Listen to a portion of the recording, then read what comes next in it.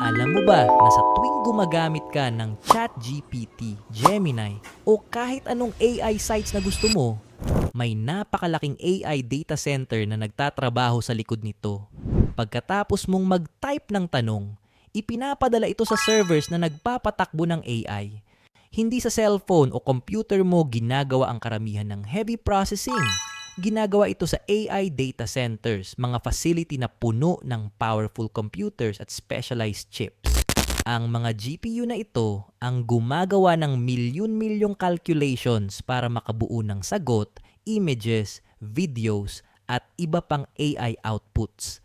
Pero may catch. Sobrang lakas mag-consume ng kuryente ang AI.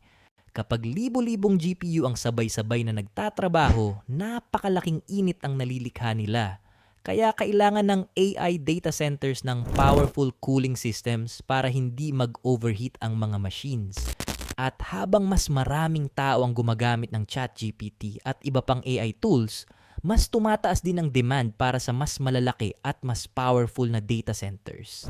Kaya sa susunod na magtanong ka sa ChatGPT, tandaan mo, sa likod ng simpleng sagot sa screen mo, may napakalaking computing system na nagtatrabaho para maibigay iyon.